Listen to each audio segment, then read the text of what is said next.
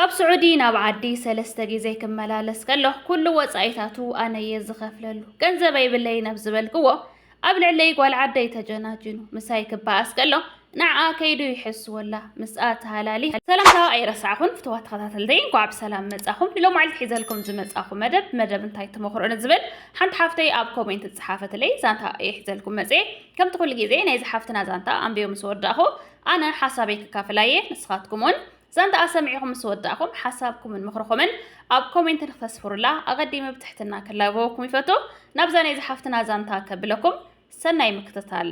እዛ ዛንታ ከምዝያ ትብል ለለኽዎ ኩነታት ኡፍ ኣብዬ ብምንታየ ክረኽበኪ እናማ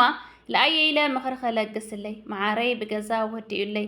ቅድሚ 3 ዓመት ድሕሪኡ ምንም ስራሕ ኣይገጠሞን ወጭል ተባሃለ ኩሉ ኣነ እየ ከይበለኒ ለማልአሉ ግን ካባይ ሰበብ እዩ ልደሊ ንእሽተይ ስሕተት ተረኺቡለይ ሕደግዮ ልገብረኒ ኣስቕየ የብለኒ ብጣዕሚ ይበኪ ኣብ ዝባነይ ሰበይቶ ወሪድለይ ተሓራይ ድማ ጓል ዓደይ ይጃናጀን ንሳይ ክጻላእ ከሎ ንዓ ከይዱ ይነግራ 3 ግዜ ተታሒዙ ወጪ ባዕለ እየ እና ሓደ ግዜ ቆሪፅለይ በቃ ንፈላለይ ኢለ ይኣብሞ ህልኽ ክድሒዝዎ ይመስለኒ በኺዩ ለሚንን እና እሺ ኢለዮ ከዚ ድማ ስዑዲ ይመጽእ 3000 ሪያል ሸዊርኪ ውሰድኒ ይብለኒ ኣይብለይኒ ይብሎሞ ይናደድ ይጸርፈኒ ከመይ ልበለት ቆልዓ ገዲፈ እየ ንዓኺ ልተዓረቕኩ ይግበአኒ እዩ ይብል ውቐሳ ግደፍዮ 24 ሰዓት ኘኝ ይብለኒ ምንም ጥቕሚ ለግነ ኩሉ ለይብለይ ብዘይካ ህውከትን ብኽያትን እና ክገድፎ ይብል እሞ ነታ ጓል ዓደይ ተሃላሊኸ ምኽሪ ኸለግስለይ ኣብዬ ብነኺ ዝብል እዩ ኣነሲ ክልተ ዓይነት ህልኽ እየ ዝኣምን እቲ ሓደ ዓይነት ህልኽ ዝጠቕመካ ንነብስኻ ዝጠቅም እቲ ሓደ ዓይነት ህልኽ ድማ ንነብስኻ ዝጎድእ እቲ ሓደሲ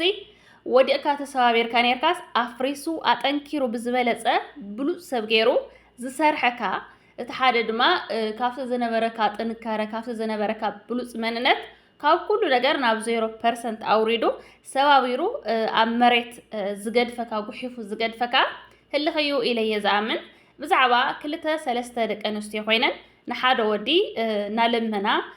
ምስቲ ሓንቲ ጓል ኣንስተይቲ ተሃላሊኸን ዋላ ፍቕሩ ወፂለን ከለሲ ተሃላሊኸን እቲ ሓንቲ ገንዘብ ሂባ ናብኣ ትጎቶ እቲ ሓንቲ ከዓ ከምኡ ስኢሉ ዝጉተት እቲ ሓንቲ መንጢለዮ ትብል እቲ ሓንቲ ኣሸኒፈያ መንጢለያ ትብል ብሓፈሻ ሓንቲ ብዙሕ መጻኢታት ዘለዋ መንእሰይ ጓል ኣንስተይቲ ሙሉእ ጥዕና ሙሉእ ዓይነ ብርኪ ዘለዋ ኣብ ስደት መጽያ ናይ ባዕላ ስራሕ ዘለዋ ካብ ተጸባይነት ነፃ ዝኾነት ብዙሕ ዕድላት ዘለዋ ብዙሕ ነገር ክትቀይር ትኽእል ጓል ኣንስተይቲ ምስ ሓደ ወዲ ሓደ በዓል ሓዳር ክኸውን ይኽእል ኣፍቃሪት ትህልዎ ትኽእል ወይ ሓንቲ ከምኣ መተሃላለኽታ ጓል ዓዳ ክትከውን ትኽእል መሓዛኣ ክትከውን ትኽእል ብዝኾነ ነገር ክፈላለያ ይኽእላ ብዕድመ ክኸውን ይኽእል ብዓዲ ክኸውን ይኽእል ብብዙሕ ነገር ክፈላለያ ይኽእላ እዚ ተሃላለኻ ደቂ ኣንስትዮ ብዛዕበአን ክዛረብ እየ ቅድሚኡ ግን ግልጽ ንኽኾነልክን ማለት ካብቲ ኣነ ዝዛረቡ ንላዕለሲ ግልጽ ንኽኾነልክንሲ ብሳይንስ ተረጋገፀ ክልተ ዓይነት ህልኽ ዝበሃሉ መንን እዮም ሰብከ መን ክመርጽ ከሎ እዩ እዚ ጉዳይ ወይ ድማ ዝጥቀም ካልእ ድማ ሓደ ወዲ ኣብ ልዕሊ 2-3 ደቂ ኣንስትዮ ክመናጠላሉ ከለዋ እቲ ሓንቲ ቅርሺ ንሃበት ሓንቲ ዋጋ ንኻፈለት ናብ ሂወታ ክትመልሶ ከላ ኣብ ሓዳር ኣብ ከይዲ እንታይ ዓይነት ባህርያት ከርእየን ይኽእል ሓዳር ክገብረለኒ ይኽእል ዶ እሙን ክኸውን ይኽእል ዶ ኢለ ብሳይንስ ተረጋገፀ መልሲ መልሰለይ ኢለ ኣብ ጎግል ሰርች ዝገበርክዎ ሓፃርሞ ከም ብበልኩም ብድሕሪኡ እዚ ቀዲመ ክገልጾ ፀናሕኮ እቲ ናተይ ርድኢት ቄር ክብለክን ይኽእል ወይ ንእሽተይ ትቕየማነት ክእል ኣይኽእል ነገር ግን ዋላ ቄር እናበለክን ውሕጥ እንድሕር ዳኣቢልክንስ ሓደ ግዜ እናመረረካ ውሒጥካዮ እውን ንጥዕናኻ ዝጠቅም ነገር ኣሎ እዩ እሞ ኣነ ክምለስ እየ ድሕሪ ዛ ጎግል ማለት እዩ ናብዛ ጎግል ከብለኩም እዚ ኩነታት እዚ ብጣዕሚ ከቢድን ስምዒት ዝሃስን እዩ እታ ጓል ኣብ ዓብዪ ናይ ስነ ኣእምሮ ስምዒትን ቃልስን ከም ዘላ ርዱእ እዩ ነቶም ዘለዓልክዮም ነጥብታት ክልተ ዓይነት ህልኽ ነብስኻ ዝጠቅምን ዝጎድእን ከመይ ከም ዝሰርሑን ሓደ ወዲ ድሕሪ ከምዚ ዝበለ ህልኽ ሓዳር ይገብር ዶ ንዝብል ሕቶን ብሰፊሑ ንርአዩ ክልተ ዓይነት ህልኽ ነብስኻ ዝጠቅምን ዝጎድእን ህልኽ ነብሰ ውሳነ ጅግና ምዃን ክልተ ገጽ ኣለዎ ሓደ ንድሕሪት ዝጎተና ሓደ ድማ ንድቕድቕ ጸላም ቀዲዱ ናብ ብርሃን ዘውፅአና እዩ ቀዳማይ ነብስኻ ዝጎድእ ህልኽ እዚ ሕጂ እታ ጓል ምስ ከምኣ ጓል ኣንስተይቲ ትገብሮ ዘላ ዓይነት ህልኽ እዩ ትርጉሙ ካብ ኣነ ላዕሊ ኣነ ክዕወተለኒ ንዕኡ ክውንኖለኒ ዝብል ስምዒት ተደፋፊኻ ዝግበር ነብስኻ ዘዋረድን ዝሃስን ህልኽ እዩ ባህርያቱ ኣብ ዝኾነታት ገንዘብ መሃብ ነቲ ወዲ ንምስሓብ ክትብል ገንዘብ ትህቦላ እዚ ማለት ግን እቲ ወዲ ብፍቕሪ ዓይኒ ዘይኮነ ብረብሓ እዩ ምስኣ ዘሎ ክብረትካ ምቕናስ እቲ ወዲ ይኾርዓላ ይጸርፋ የዋርዳሎ እዚ እናፈለጠት ክትዕገስ ከላ ክብረታ ትቕንሰላ ኣብ ናይ ሓሶት ዓወት ምትኳር ምስቲ ወዲ ዘይኮነስ ምስቲ ፍርቂ ፍቕረኛ ማለት ምስታ ጓል እያ ትወዳደር ዘላ ንዕኡ ክወስደየ ምባላ ንነፍሳ ክትብል ዘይኮነስ ንጸላኢታ ንምስዓር ጥራሕ እዩ መወዳእታ ድማ እዚ ህልኽ እዚ ስምዒታዊ ፋይናንሳዊ ከምኡውን ስነ ኣእምራዊ ዕንወት እዩ ዘምጽእ እቲ ወዲ ንኽልቲአን ይጻወተለን ኣሎ ካልኣይ ድማ ነብስኻ ዝጠቅም ህልኽ እዚ ንነብስኻ ዝኸብር ካብዚ ንላዕሊ ይግባኣኒ ኢልካ እትለዓዓለሉ ኣወንታዊ ህልኽ እዩ ትርጉሙ ድማ መንነተይን ክብረይን ስምዒተይን ካብ ዝኾነ ሰብ ንላዕሊ ክሕልወለኒ ዝብል ናይ ውሽጢ ሓይሊ እዩ ባህርያቱ ኣብ ዝኾነታት እዚ ነብስኻ ምፍቃር ኣነ ንጸርፊ ንውርደት ንጥልመት ተፈጠርኩ ኣይኮንኩን ኢልካ ንርእስኻ ምቕናዕ ምቁራጽ ካብቲ ዝጎድእካ ዘሎ ዝምድና ብኽብሪ ምውፃእ ምስ ካልእ ጓል እናሃለወ ገንዘበይ እናበልዐ ንዓይ ዝጸርፍ ወዲ ኣይበቕዓንን እዩ ኢልካ ምሕላፍ እቲ ህልኽ ኣብቲ ወዲ ዘይኮነስ ንነብስኻ ኣብ ምቕያር ኣብ ትምህርቲ ኣብ ስራሕ ኣብ ጽባቐ ኣብ ቁጠባ ወዘተ ክውዕል ከሎ ንዕኡ ንምርኣይ ዘይኮነስ ንነብስኻ ንምሕጓስ ክኸውን ይግባእ ካልእ ድማ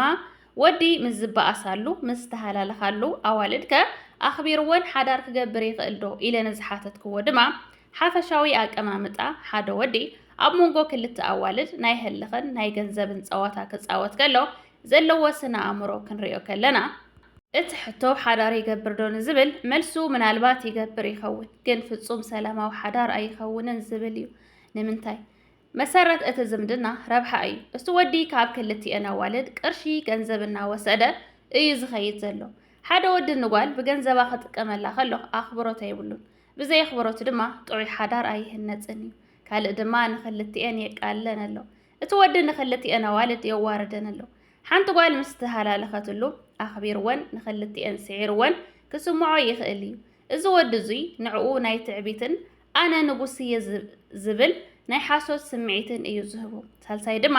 ሓዳር እንተገበረ እውን ምትእምማን ኣይህሉን ምስታ ቅርሺ እናሃበት ዝወሰደቶ እታ ዝተሃላለኸት ጓል ሓዳር እንተገበረ እውን ንዕኡ ዝረኸበቶ ብገንዘብን ብህልኽን ስለ ዝኾነ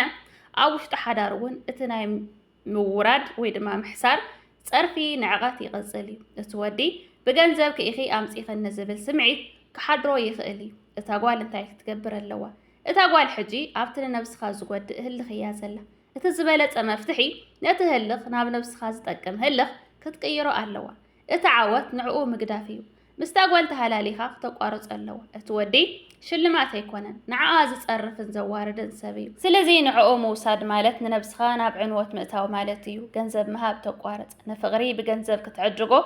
ኣይትኽእልን እያ ብኽብሪ ምርሓቕ ምስኣው ኮንካ ንዓይ ክትሓሚ ኣይፈቕደልካን እየ ኢላ ክትወፅእ ከላ እቲ ናይ ሓቀኛ ዓወት ሽዑ እዩ ዝጅምር ሓደ ወዲ ክብረት ከይሓለወ ብገንዘብ ከናተጠቐመ ብህልኽ እንተምፂኽዮ እቲ ዝዓበየ ስዕረት ነብስኺ ምጥፋእ እዩ እቲ ዝዓበየ ዓወት ግን ነቲ ፀዋታ ገዲፍኪ ንቕድሚት ምጓዓዝ እዩ ገና ካብ ጉዳይ ህልኽ ከይወፃና ከለና ኣነ እውን ካብ ክልቲኦም ዓይነት ህልኻት ሲ ክትመርፆም ከለኻ እንድሕር ረኣህ ጠንቂዕካ መሪፅካ ወይ ሂወትካ ይባላሾ እዩ ወይ ድማ ሂወትካ ይደምቕ እዩ ኢለ እየ ዝኣምን ንኣብነት ሂወትካ ከሕስሩ ዝኽእሉ ከውድቕኻ ዝኽእሉ ኣብ ቀጻሊ ምስ በሰልካ ካብቲ ዘለኻዮ ስምዒት ምስ ወፃኻሲ ሂወትካ ባዶ ከም ዝኾነት ክስምዑኻ ከም ዝኽእሉ ዓይነት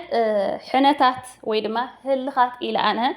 ዝገልጾምን ዝኣምነሎምን ንኣብነት ከምዚ ሕጂ ገሊፃቶ ዘላ ዓይነት ወዲ ገንዘብ ዝሃበቶ ናብዚ ኣይመጽእ ገንዘብ ዝኸልኦቶ ድማ ዓቕሚ ኣዳም ዝበፅሐ ስደት ዝረኣየ ብዙሕ ነገር ክፈልጥ ዝግብኦ ካልእ ደረጃ ከሉ ዝግብኦ ዝነበረ ወዲሲ እዚኣ ገንዘብ ዝኸልኦቶ ሰዓት ለሚኖ ዝኸልኦቶ ሰዓት ናፍቲ ኣኸይዱ ምሽጥር ናይ እዚኣ ዝዛረብ ኩሉ እዚኣ ዝተዛረበቶ ናብ ኣኸይዱ ምስ ዝሕሱ ወዲ ምስ ጓል ዓዳ ምስ ከማ ጓል ኣንስተይቲ ተሃላሊኻ ናብ ሂወትካ ምምላስ ወዲ ለሚንካ ተሃላሊኽካ ናብ ሂወትካ ምምፃእ ሓዳር ንኽገብረልካ ቆልዓ ንኽወልደልካ ምግባር ንባዕሉ ካፍቲ ዝሓሰረ ዝወደቐ ዝበሃል ብጣዕሚ ናብ ዓብዪ ዕንወት ናብ ዓብዪ ክሳራ ከውድቕ ካብ ዝኽእል ህልኽ حدا مخانو إيه زامنلو نابنت تصرفها كخانو يخلو حماق خازمنا يودقت خازمنا يخوني يخلو زنعا خوني يخلو زحامي خوني يخلو أو كواوي خازلو سوات كم مخانو مس تعذبك كم تنسوم تقبروا زلو تتقبر دكاسين كم حداروت حدا زودغه منم عين الترجم زي ولو هلخ إلى كابز قلصو أنا حدا سب حنت قال نستيت خوينا أنا أبنت زخونا نجر زتقما مسيل وقت العلت خلمه كم زي تقما نعا كم زي مستردات أرحي قاخت جحفو مسوقة مخفال كافت زلات نخطوات مسوقة تخفل اندحر دا خوينا بس كم ود لمينا أنا بهيوتا توسط نود واقع خفيلة واقع خي تخفل الله واقع خي ترد نساجن واقع فليتا لعلة الزقبو أو واقع خفيلة حنت قال نستيت تجورو زي قبا نجر جيرة تمول سود خفلو زقبو زنبرة قال كفيلة نتوسط قال بس كم أقوال نستيت متهل لاخنا وعلو أي إزس درجة يكونن أي متنن إلى واقع نفسها فليتا بقى نص كل نجر قديفة كافت زلاتو نلعل نختنكر من النتان تعبي عرس أمنتك خوني خيل علامك خوني خيل سدتها صراحة كل نجر مسوقة مخفات مسوقة متهللاخ إزين نفس خاز تقم حنتي واقع نفسها تفلت درجات تفلت زمتنا تفلت كبرت تبها القوال نستيتي كتمرت زقبا ويدما كتكتلو زقبا عينت هلخ ويحنا إلي أنا سأمنلو إثي لنفسها أن حدا رخ حقو سازخيل إن حدا رخ أخرى عزخيل كالأمون قدفو لنفساس إذا كل نقر تشكيما تقاليسا أفتن السازلاتو درجة بمسحة كل جزء لنفسها النامس جنتايا تنبر سلازي هلخ نهلخو لنفسها زي تقم زي كونا لنفسها تقم هلخي خاط قفل زلكا نتاقوالا نسي تختتها للخي يا خلخي نجيزو كون عيشنا في ناس سمعي طرح سمعكي خليو أبقى صالجن زي تقمك ودي خواقات خفلو زلخي قوالا نستيتي خي حانت قوالا نستيتي ببهلخي يكون بهايمانوت يكون بتعاوية خلو ودي أفكيرو تمنيو نساون تفكرو تخليا جين اتخافلو زقبو حق ندنبن اتخردو زقبو واقعي نخيردو ايه نسخي قديم كنسخي عينو تشفوني يزلخي نعا خطراي زي كونه ناب كبابي خزلو ازفلت عندك انستيون قال قلال كم زخانه بقليلو خرخبا كم زخل واقع خفللا كم زي قبا قال نستيتي اقاليلون كريو خاب زخلو عينه تودات اذن كلتا سلسته اوالد ناتهلال خالومن ناتواسالومن زنبرا اوالد ايو كوم غيرم قال دامو يلو مقلل لبيلوم زريو بقليلو خرخوا زقبوم قلال كم زخانات حسرت كم زخانات غيرو مقاليلوم زريو كبر قال كردو خاب زي يخلو عينه تودات ازوم درجوم اب تحت زنبره اب لعلي اب سماي كم زخانه نخصم معهم تقبرهم تتهلال خالوم تبقى سالو وداتيو نسخني خن بعلخن السماي تسغلهم بعلخني خن واقخن نخيردو مسوقت نخي خفلو الكل اتزقبأكن كبري اخبيرو كم حانت هيوان كم حانت فقاريتو كم حانت منابرتو واقا نخي خفللكي واقخن نخي ردع نخي فلتأكي خي إيدو تحزي يزلخي عين تشفون يزلخي تشفون أزلخي سلازي نعاخي يتغمك دو أي يتغمكني ختغان ترد يزلخي سلا تفكريوك خابدكي خيلي يبكى يدوللك أي دوللكي أي تغمكن مس أي إنفر مس كالي إنفر نابد الله يزر ولا أبعيس رسالة سايب صح نعاها قنا يتغمكن سلازي كتكفلي يزقبك واقع خفل تفكريان تحر أخوين كون مالتي واقع ختكفل خلخي ننفس خي ختغمي يزلخن بر أي تقول إيان زلخي صباح كحقو ساك زغل واقع كحقو ساك زغل هلخ يخطخف لزلخ مالتي سلازي كوم عينات تتغمك هلخ مريتكي واقع خفيلكي قدفيو بلوك عصوية بكل نجر عاصيخي مساين ورين ور نخلتي أم رسيخي هيوتك مرحي قرشخي حانت قرشي كي تهبي مسؤود ما أي تغزلي صباح إن حدرة نتعسكي كي ينبر إلي أنا كما خرك زدلي بوزحاتون أو كومنتاتين يمخرخ نيران كومنتين ببنيري دس زبل مخري تتكملوا دما تسفاي قبر لو معلتي زنبرتنا تانحيت زي آيات مثل أبقى تسأل فيديو كسكعنا الرقب سسرنا ينعخب باي باي